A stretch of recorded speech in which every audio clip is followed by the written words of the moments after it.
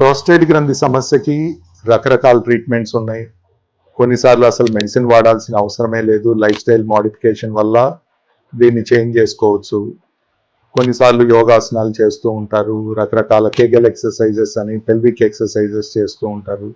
బాగా ఎర్లీ స్టేజెస్లో మీకు అలాంటి ఇబ్బందులు ఏమైనా అనిపిస్తే వీటి ద్వారా ట్రీట్మెంట్ చేసుకోవచ్చు. రెండవది మెడికల్ ట్రీట్మెంట్. మెడికల్ ట్రీట్మెంట్లో రకరకాల మెడిసిన్స్ ఉన్నాయి. అంటే ఇరిటేటివ్ సింటమ్స్ ఉన్నాయా లేకపోతే అబ్స్ట్రక్టివ్ సింటమ్స్ ఉన్నాయా అనే దాన్ని బట్టి కూడా ట్రీట్మెంట్ ఉంటుంది.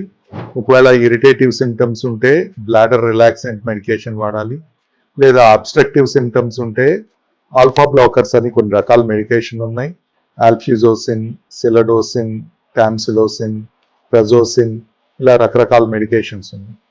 అలానే ప్రాస్టేట్ గ్రంథి సైజు బాగా పెరిగినప్పుడు సైజు తగ్గించడానికి రకరకాల మెడికేషన్స్ ఉన్నాయి. డ్యూటాస్టరైడ్, ఫినాస్టరైడ్ అని. ఈ మందుల ద్వారా అవనప్పుడు కానీ లేదా ఇతరత్ర ఏదైనా కాంప్లికేషన్స్ ఉన్నప్పుడు ఈ ప్రాస్టేట్ గ్రంథికి సర్జరీ కూడా ఉంది.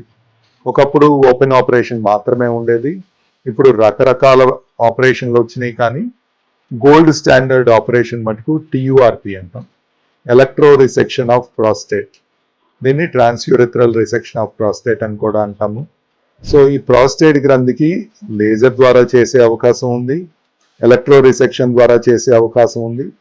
ఈ మధ్య కాలంలో వచ్చిన ఇంకా కొత్త ట్రీట్మెంట్లు కొన్ని ఉన్నాయి.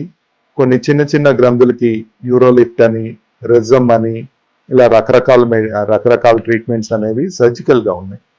ఇవన్నీ కాకుండా అసలు ఏ సర్జరీకి ఫిట్ కాని వాళ్ళకి ఈ ప్రాస్థెటిక్ యూరిథ్రల్ స్టంట్స్ కూడా ఉన్నాయి.